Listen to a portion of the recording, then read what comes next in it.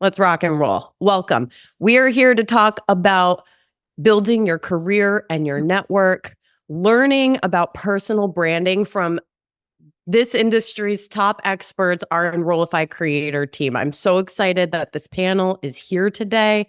I think you guys are going to learn a ton, and we're just going to hop right in. So, housekeeping, we are recording this session. It will be about an hour or so. We're going to do our best to incorporate your questions from the chat room throughout the discussion. So don't hesitate to jump in there, chat, ask us your questions. And then early next week, we're going to send you a recording. So if for some reason you get called into a meeting, your phone rings, you got to pop out a little early, don't worry about it. We'll send you the recording early next week. I'll be in your inbox as soon as it is ready. And one more reminder, set that chat to everyone. Otherwise, you're just sending me and Eddie and Maya, et cetera, messages, and not everyone else can see them. So, and everybody would like to, I am sure. Let me introduce this amazing panel to you. First up, we've got Shane Baglini, who works at Muhlenberg College as the Senior Director of Marketing. He is also the host of Breaking Silos on the Enrollify Network. And Shane, in his extensive career, has held roles within all sorts of areas of marketing and enrollment, including digital and brand management, enrollment marketing, et cetera. And he is, just really focused on brand visibility, thinking about those enrollment figures across the institutions he's served. And his expertise also extends to public speaking and thought leadership in marketing, right? Which makes him a great person to be here today with us. We also have Maya Demishkovich, who is the CMO at Carroll Community College. And with more than 15 years of experience in higher ed marketing, she's absolutely known for her prowess in digital media and education marketing. She strategically uses academic research and industry insights to lead her team, and that has earned her 6 Medallion Awards from the National Council for Marketing and Public Relations. Maya hosts the Hidden Gem podcast, which is absolutely fantastic. And last but not least on the panel is Dr. Allison Tercio, who is the AVP for Enrollment and Marketing at Siena College. She is also a marketing professor and a freelance marketing consultant. She hosts the Application podcast and publishes her newsletter, the Higher Education Marketers Digest. I'm sure she'll drop a link to that in the chat. Dr. Tercio's innovative marketing and communication strategies have earned her and her team several accolades as well, including the inaugural AMA Emerging Marketer in Higher Education Award last year. Today's panel is moderated by none other than Eddie Francis, who is a brand strategy consultant and the host of Enrollify's I Want to Work There podcast. His journey began in marketing and communications at Southern University in New Orleans, creating their first brand guidelines, and his work at Paul Quinn College led to an 80% enrollment boost. And at Dillard University, he spearheaded the Write Your Legacy campaign, enhancing the university's merchandise and website. His expertise extends to personal brand consulting and talent acquisition, and he is one heck of a moderator. So I am so excited to turn this baton over to you, Eddie. I'm just going to go hang out in the chat room with everyone. I get to watch this today. I'm so excited. Y'all, good luck. Have fun. And I'll see you in about 40 minutes. Thank you so much, Mallory. I really appreciate it. I can't wait to get this panel discussion kicked off. And personal branding is a story that is, well, not a story, but it is a function, that is very near and dear to me. I'm going to tell a very quick 1-minute story that last year I left probably, I don't know, maybe it's my last full-time job. Maybe it's not. I have no idea, but I had to figure out how to pivot. And in trying to figure out how to pivot, one of the things that I did is I revisited my personal brand. So I spent a lot of time taking notes and journaling and figuring out what's my personal mission. What are my core values? What am I looking at as far as my vision is concerned? And I realized that no matter how far along you get in your career, doing something with your personal brand is always going to be a really important thing, especially if you want to make sure that you are known for something and you want people to be attracted to you somehow. So with that being said, it is time for the panel to share their thoughts about personal branding. And so here is the first thing that we want to find out. We want to find out what their perspectives on personal branding are. And so Maya, we're going to start with you. What's your perspective on the topic of personal branding? Yeah, thanks, Eddie, for letting me kick off this discussion. But when I was thinking last night about personal branding, to me, it's almost like a law of attraction. I'm sure many of you have seen the movie called The Secret, where they talk about if you visualize this life, the perfect life, it will come to reality. So to me, personal branding is almost like that, but instead of visualization, you have to be consistently telling your story about yourself, who you are, what you're capable of, and kind of making those associations and letting the world know, and shaping that perception of your skills, the strengths, and the values. And by crafting those associations and staying top of mind, you can attract things to you instead of trying to chase those opportunities. So that's where the law of attraction comes in. And if you clearly communicate what you want and what you're all about, in my experience, most things come to us from people or through people.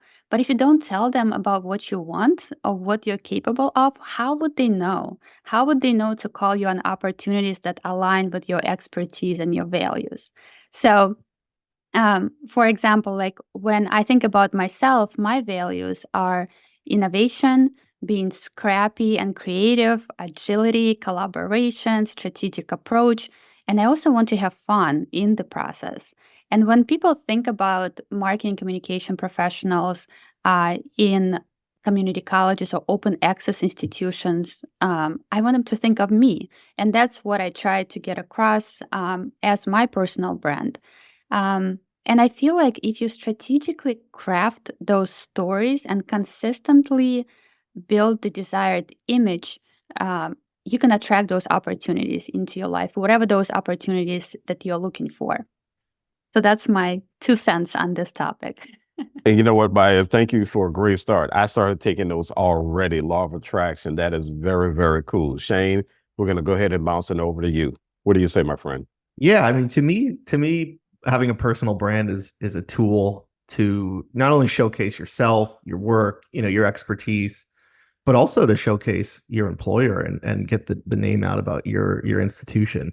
You know, for me, Muhlenberg College, we're a small school, not very well known, and every time I get an opportunity like this to tell people about Muhlenberg, about what we're doing, it's a net positive for them and me. And so that's one, I think, maybe hidden aspect of building your personal brand, is that it gets the word out about your employer. I started to really explore my personal brand a couple years ago.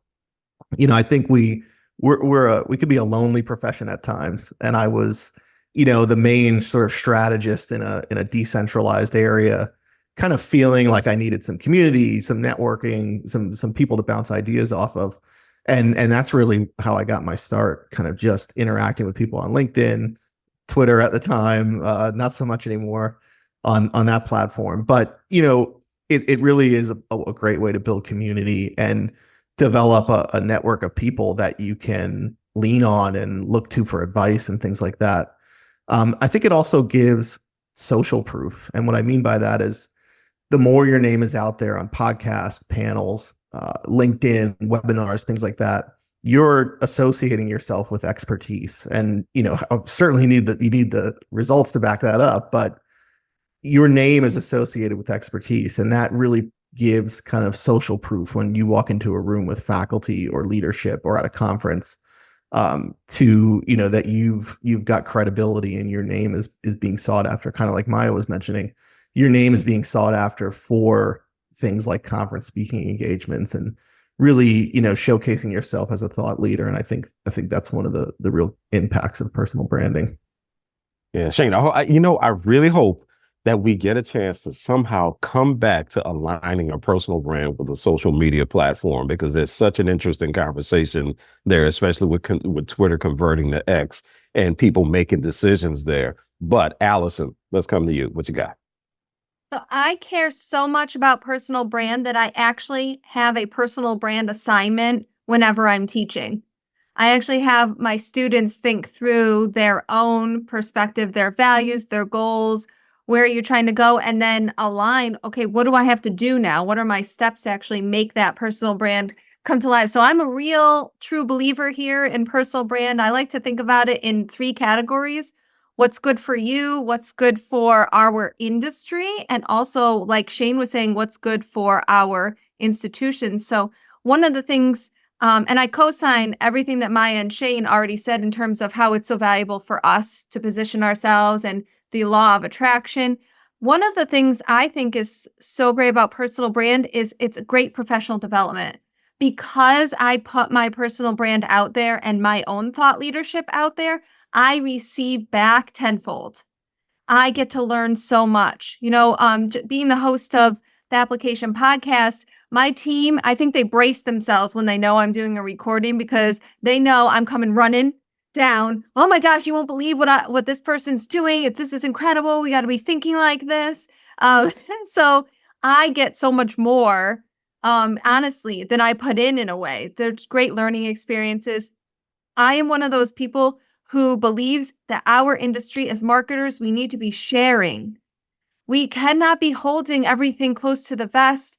And I know that maybe you're feeling like you want to keep your secret sauce secret, but honestly, no one's going to do what you're doing the exact same way you're doing. I've never been scared of putting out there the things that we're doing that are really effective for Sienna, because I don't care if my competitors, quote unquote competitors, know. I think we needed to be doing a better job for students, right? So please steal my ideas and morph them, make them better. So I think we need to do that in this industry. Be open with each other and be ready to share. And then I just will piggyback on what Shane said about what it does for institutions. We absolutely need to be thinking about ourselves, but also how are we helping other people at our colleges and universities and other institutions we might be coming from develop their personal brands, because it is like a form of word of mouth about our institutions, right? It's really powerful because when you establish yourself as an expert in whatever it might be, maybe it's astrophysics, but when you establish yourself as an expert, then where you work matters. It also enhances, in this example, the academic reputation of the institution. So I totally co-sign the idea, and I'm excited to chat more. All right. So Maya, let's come back to you. Where Mhm. did your personal brand journey start? When did you start paying a real attention to it? Well, the honest answer is I wish I started earlier, but I didn't. In hindsight, it always seems like I should have. But I've always cared about my reputation. Like I always kept my word, acted fairly. I love to help people and be trustworthy. But at some point, I realized that reputation alone is not enough. Reputation is something that it's it's based on others' perceptions, right? It's very subjective. It's all about how they see you, and you are not always controlling how they see you because of potential traumas or whatever they have going on in their life. It's subjective. So that led me to the idea that if I wanted to control my own persona and how I'm being perceived, I need to start being more intentional about it. And at that point in life, I was a doctoral student working on my doctoral study, also working as a brand manager at a university. And I saw firsthand the power of positioning professors at that university as thought leaders and the impact it had on the recognition and the visibility of our institution. And I also realized that building personal brand can really help our students, doctoral students, to get those teaching jobs, to get consulting jobs, to maybe obtain funding for the research they wanted to do. So I started doing more research into personal branding and actually helping those professors and students build their personal brands, from building the websites to positioning statements, developing strategies for social media, helping them make their research look more interesting and be more visible. And at that time, I wanted to do teaching, so I taught for a couple of years after I graduated. But then I realized that I loved doing more than I like teaching. So I went back to a community college as a marketing director. And at that time, I had a young family, and I decided to focus on that. And I kind of stopped working on my personal brand. And only 2 years ago, I came back with this renewed focus on building my brand, because at that point I knew that I had accumulated enough experience and I really wanted to share what I know and what I've learned over the years, as well as connect with more professionals in my field and learn from them. Because, like Allison, you said, and Shane, we learn so much from others, and the amount of ideas I bring to my institution and my work, because I learned it somewhere else, so I saw it on social media, is huge, and the impact for the institution is also big. So it's kind of in and out, but I am committed now, and I'm gonna continue focusing on building my brand.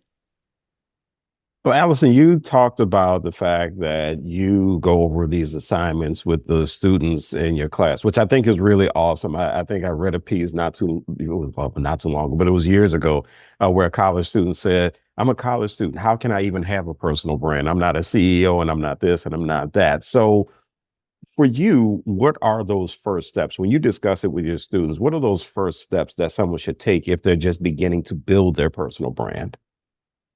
That's funny what you said about, it's like not for me, maybe people thinking that this isn't for me, but it's kind of like leadership. You don't need the title to be a leader, right? So this conversation is definitely for everyone. And I think where you have to start is on self-discovery and reflection. You have to think about your values. You have to think through your career aspirations. What are you passionate about? I like to challenge you to do a SWOT analysis. What are your strengths or weaknesses? What are your opportunities? What are the threats that correspond to those opportunities? And then you get into defining your personal brands. And from my perspective, I think that's really where your values and your strengths combined into your professional expertise.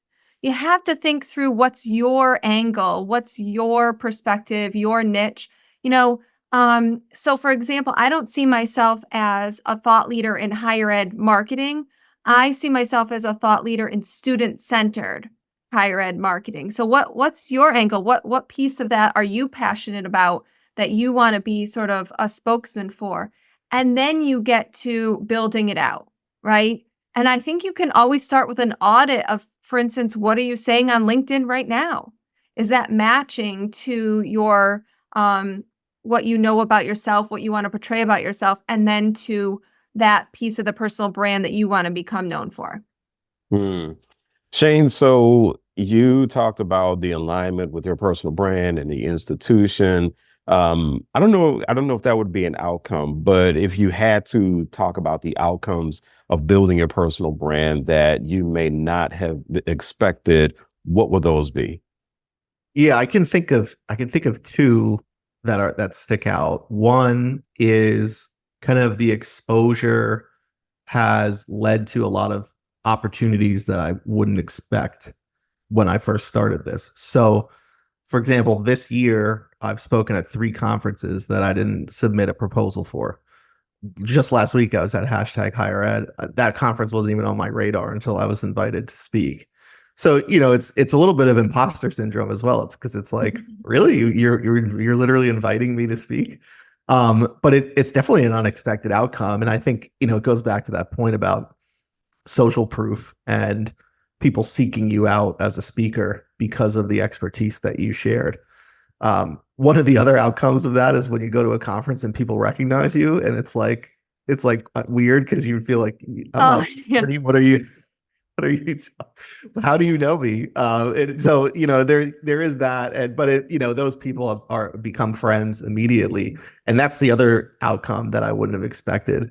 We none of us really. I mean, some of us live near each other. I know Allison and Mallory are close by, but we're disparate across the country. But the people that I've met through building my personal brand, either through Enrollify or just through LinkedIn and social media, I consider friends. And so I've got this new community of friends that both personally and professionally I admire and can lean on and go to in times of struggle, for brainstorming, for inspiration.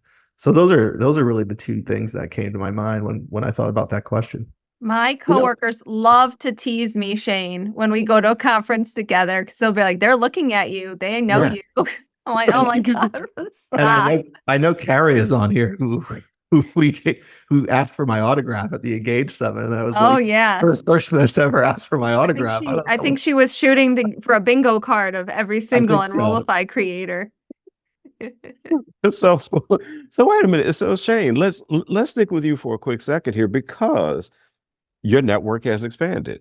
So if you had to give some thoughts to folks about how they can leverage their personal brands to expand their networks, what would some of your advice be? I mean, my biggest piece of advice would be to, you know, if you're feeling, I think one of the thoughts that maybe people get, kind of going back to that, maybe this isn't for me conversation, is, you know, I feel maybe not comfortable reaching out to this person, or I've never met this person. Are they going to be annoyed by a cold LinkedIn message or something like that? My biggest advice, my answer will be no, because the higher ed marketing community is one of the more welcoming communities I've ever been in. So my advice would be to just reach out to people, either, you know, in your same role, in roles that you aspire to, people that you admire. I got my start reaching out to Zach on LinkedIn, Zach Buzicruz, and saying, hey, if you know, love the podcast, if I can ever contribute, let me know. And the next week we were recording a podcast. So, you know, people want to hear from you, whether you think it or not.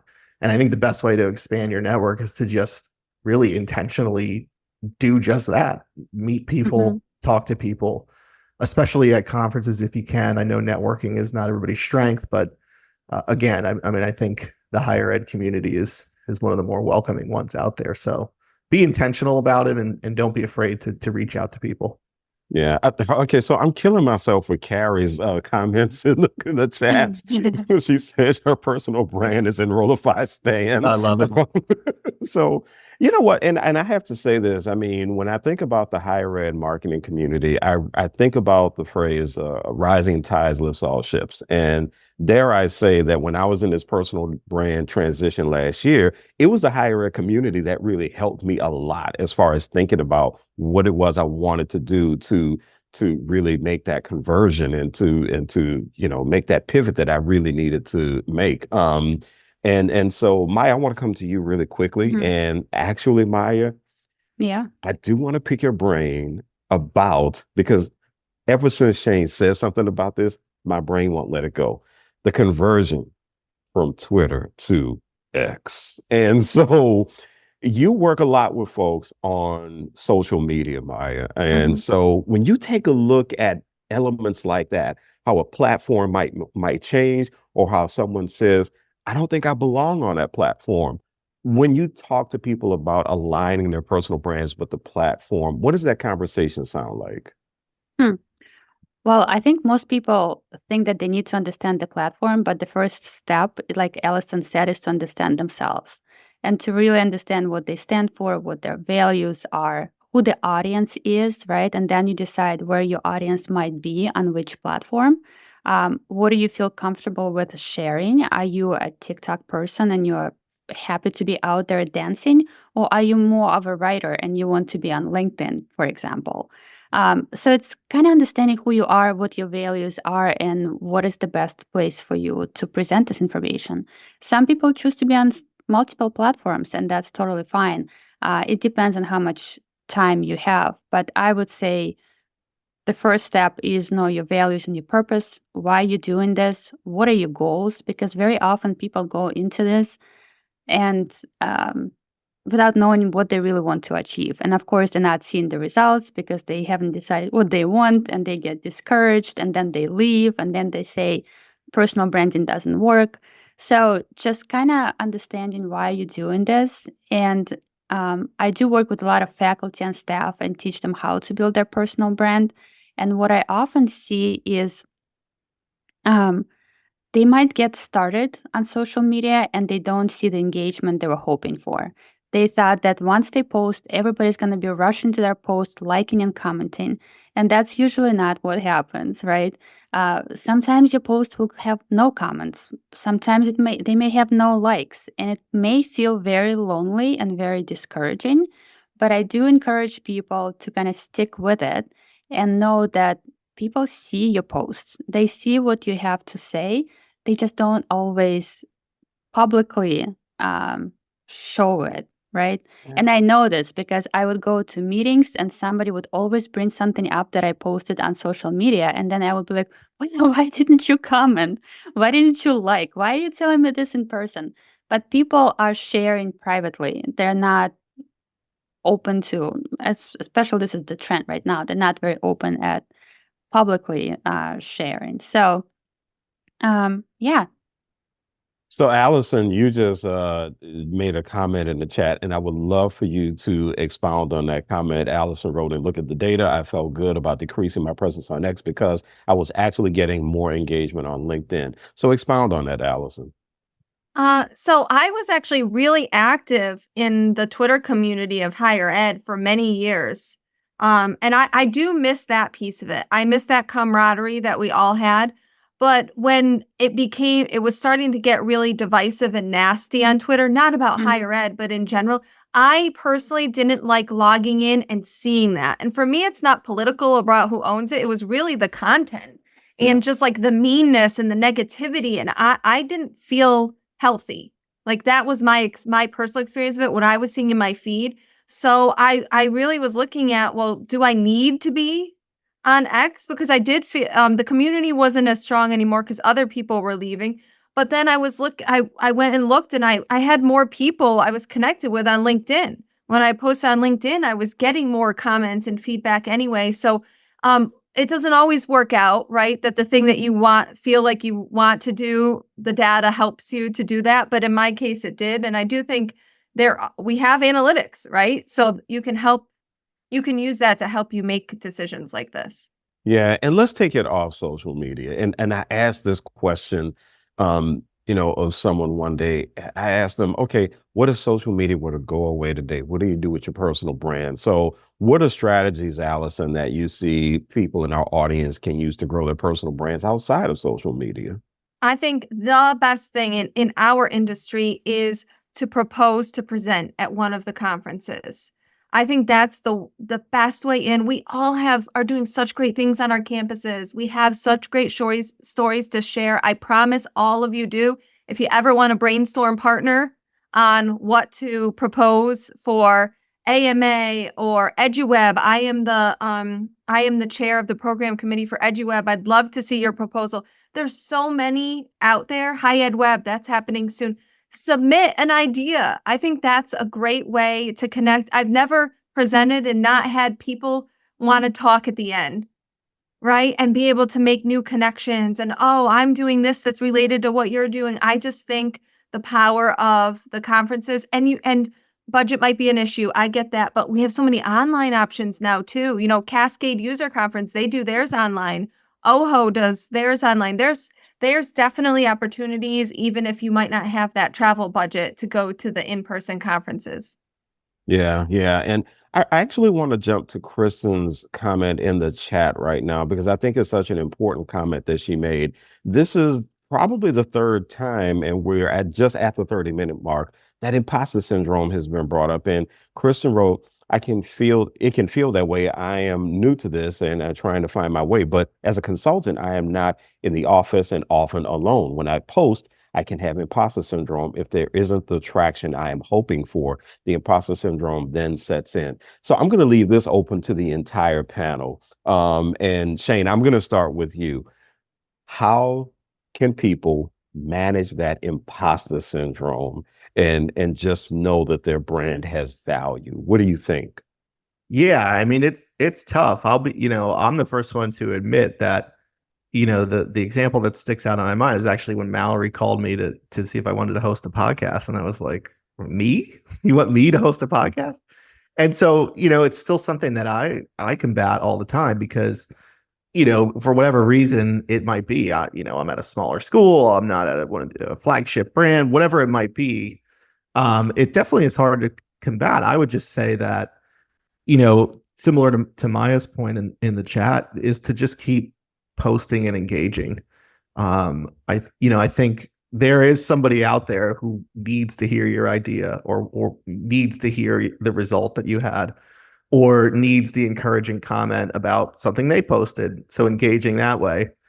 And eventually, you'll recognize that people want to hear what you have to say, and you'll start getting some of the opportunities, like presenting at conferences and things like that, maybe you weren't expecting to have happen to you.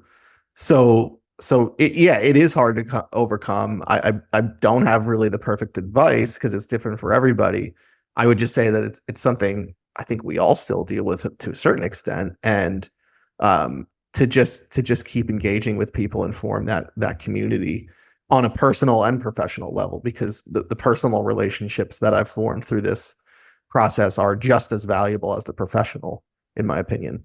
Yeah, what you said is just fine. See, I knew you was Cool Shane. I was like, oh, Cool Shane has a podcast right now. So Allison, what's your feedback as far as people being able to manage their imposter syndrome? Yeah, I mean, I just put in the chat.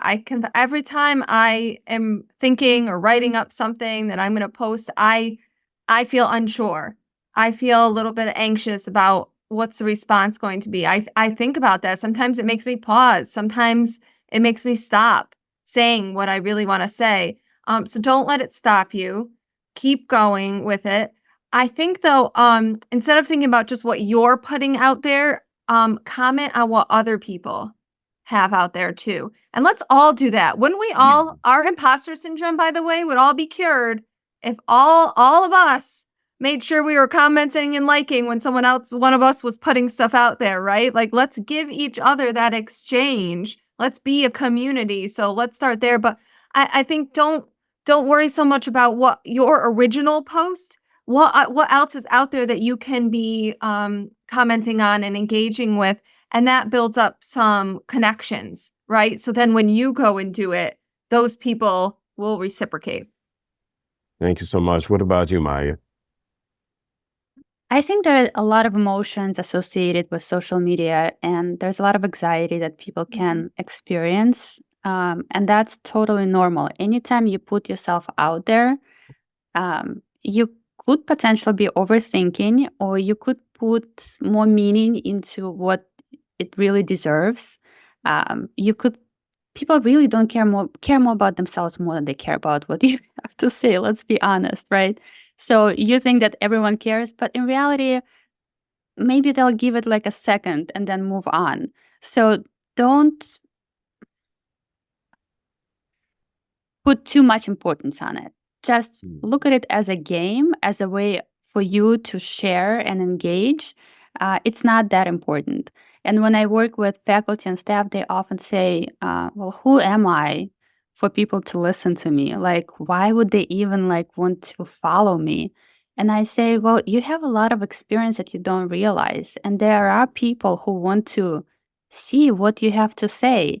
So don't think about it as like, I have to be a thought leader. I have to be a researcher. I have to be a published author to say something. No, you have experiences, and that's unique, and that's enough for you to be able to share on social media. Well, Maya, isn't that so ironic? Because I feel like faculty especially have some of the most powerful personal Right. brands because Yeah. of their subject areas, and they're doing research and they're teaching and they're helping shape the next generation of leadership of this world. And so it's really interesting to me that that they would even have that kind of response. I want to move into, I hate to ask this question after we just asked about managing imposter syndrome, but I do think we need to help people be aware of what can be a misstep when it comes to their personal brands and how they present themselves. So again, Allison, I'll start with you, especially since you teach students about this. What are some common missteps that you think people can make when trying to establish thought leadership through personal branding? Honestly, the first thing that comes to mind, the biggest mistake is not trying. Mhm. To just stay silent and not share your thoughts, not share your ideas, not share your strategies that are working. I mean, celebrate. Don't be too humble. Like there's a way to be able to share and be humble, but don't be so humble that you're never going to talk about your wins. You're never going to talk, right? And by the way, things that don't go well are probably some of the best things that we could put out there so that everyone can learn from something that didn't go as we anticipated. But I just think in terms of actually posting and making a mistake, it's just when you're not on brand with yourself, right?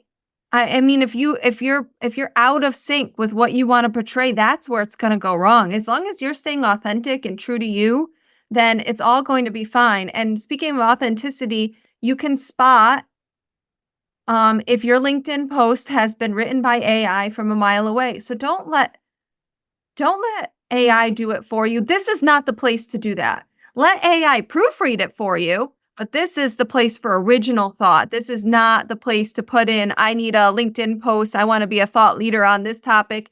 Write me a LinkedIn post. This is not the place to do it. I want to remind the folks who are watching right now, we are going to take questions, or if you have comments, please feel free to share those comments in the chat. Please feel free to drop questions in the chat. We're not wrapping it up just yet, but I just want to get you thinking so that whatever questions you have or whatever comments you have, we want to be able to share those comments if you like, or if you have those questions that one of these really, really smart people can answer, then definitely we want to be able to answer those questions. And Maya, I want to come back to you because certainly in working with faculty and staff, especially faculty, you mentioned what sounds like some of the missteps that they can make when it comes to their personal branding journeys, especially with thought leadership. What else comes to mind as missteps that people can take?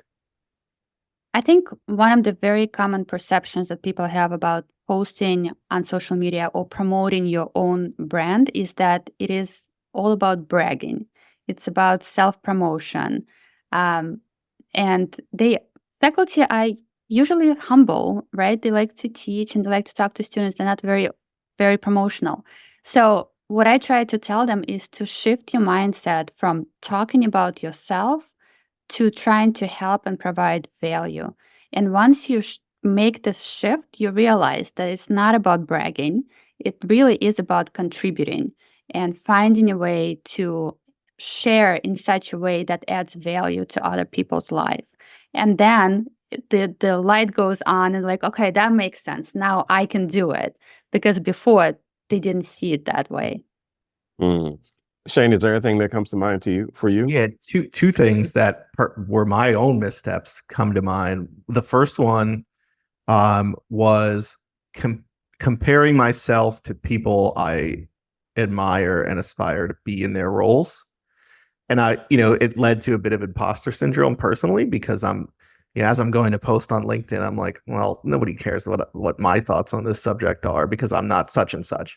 That was one mistake I definitely made, and I think I've overcome at this point. But it was, that comparison really led to me probably hesitating to post things that I could have or get things out there that I should have. The other mistake I made initially, and this is sort of leads to me missing higher ed Twitter, was being too professional. And I know that sounds weird because we're trying to build our professional networks. But it as I looked back at some of my older posts, it clearly came off as I was trying way too hard to highlight accomplishments and things like that.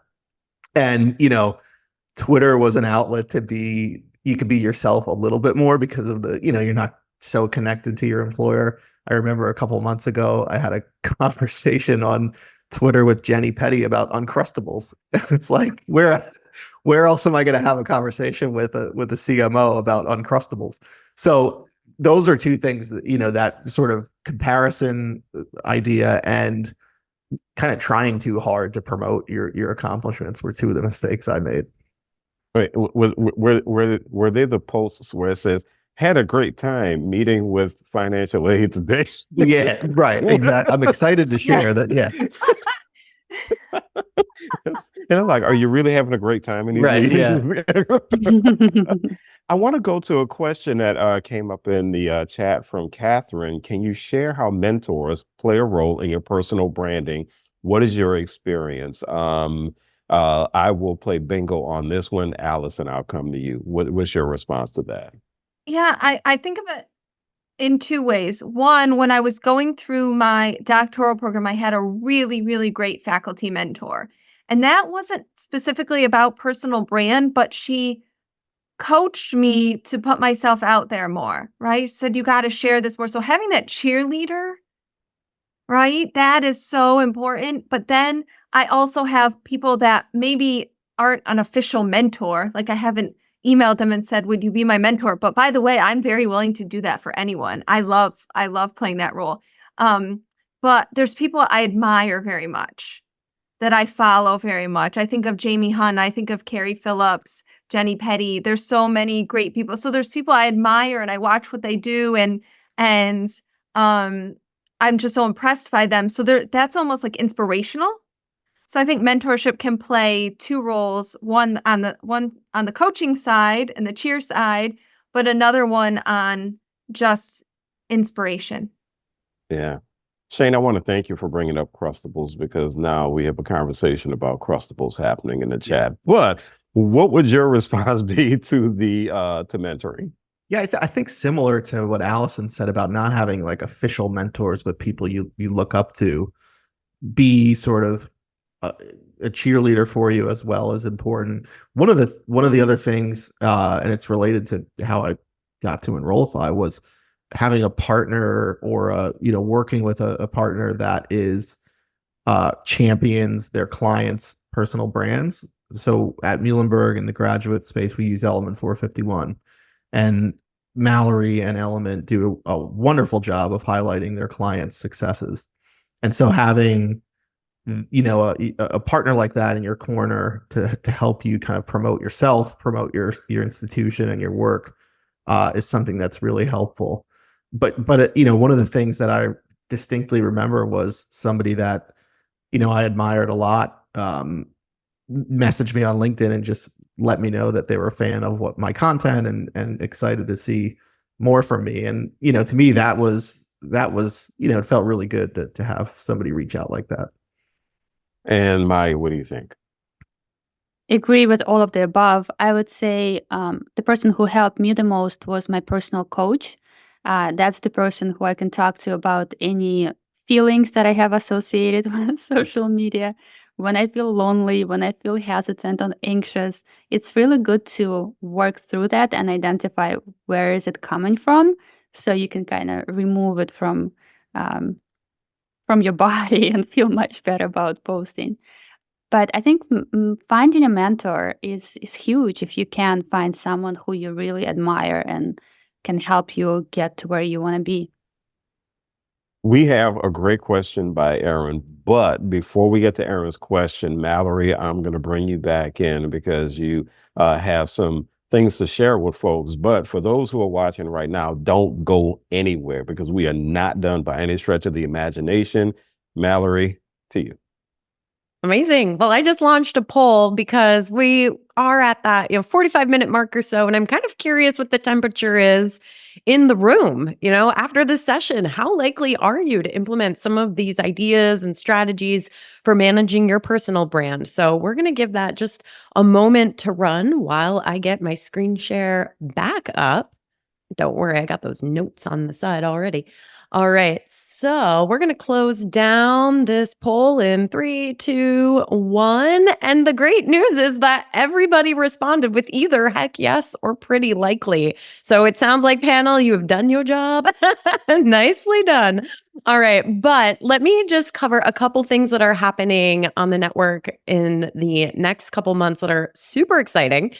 First and foremost, I just dropped the link in the chat. We have a fantastic event coming up at the end of October in partnership with Element 451. So on October 29th and 30th in the afternoons, we are hosting the AI Engage Summit, which is entirely virtual and totally free. So there is no reason not to sign up. Even if you can't join us for every single session, registrants will get the recordings.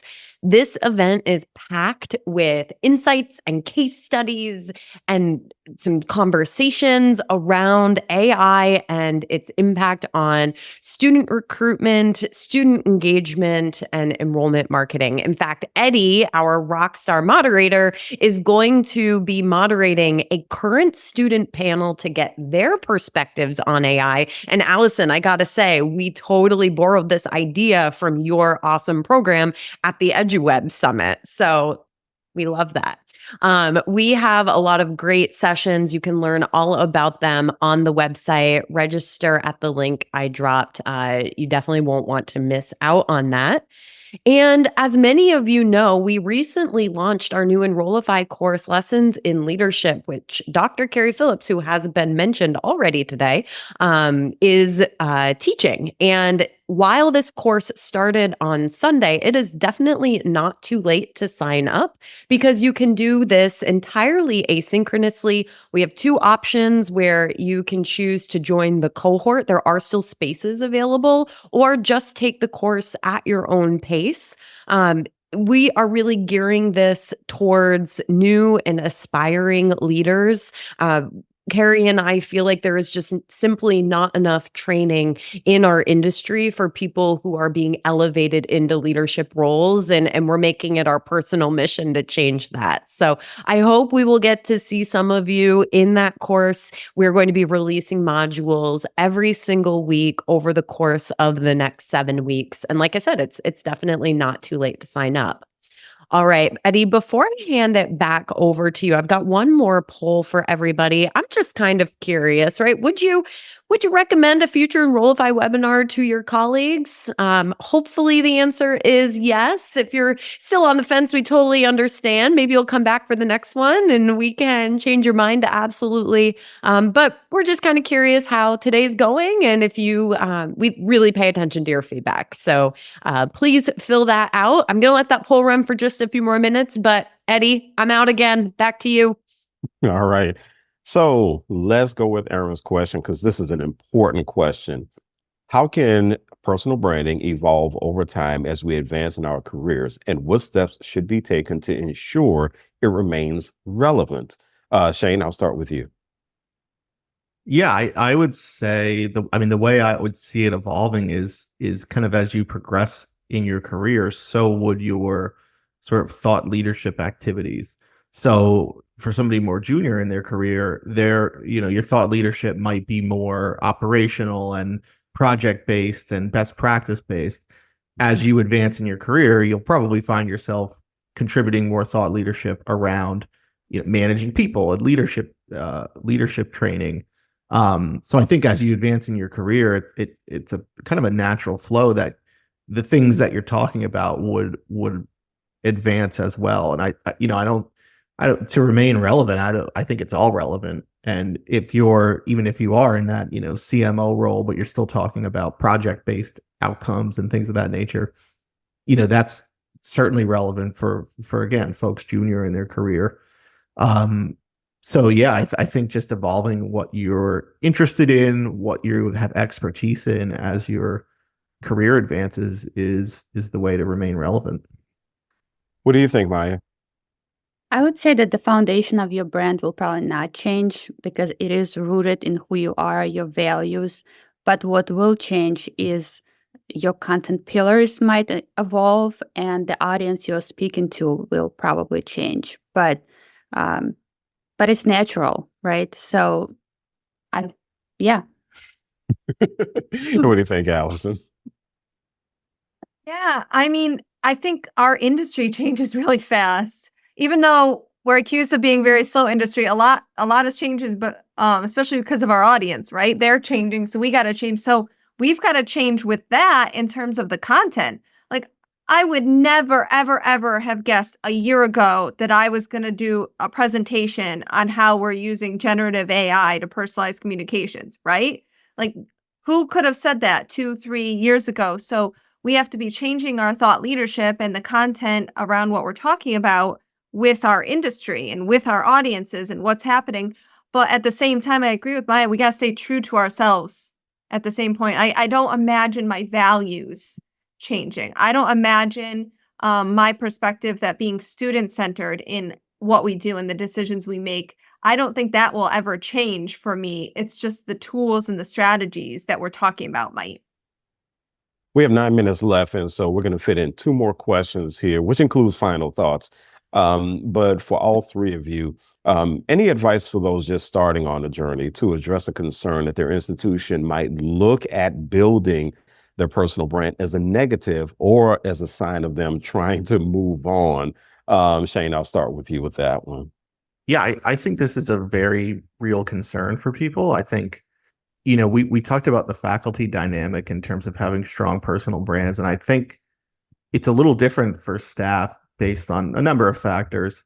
But it was one of my thoughts when I started this process is, will my employer, what will they think of this? Are they going to think that I'm trying to get my name out there to leave and all of that? I think in general, having a strong personal brand is a net positive for your employer. As we talked about at the beginning, it's a way to get your institution's name out there.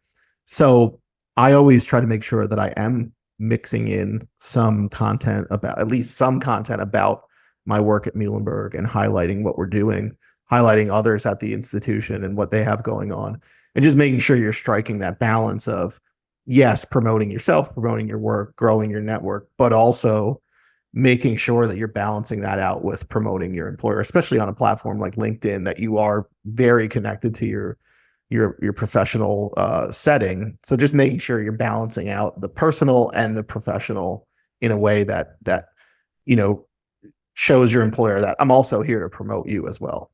Yeah. Well, what would your advice be, Maya? I would say to those employers, imagine if Taylor Swift worked at your institution. How cool would that be, right? Like her brand would immediately elevate your institution. I'm sure more students would come and enroll.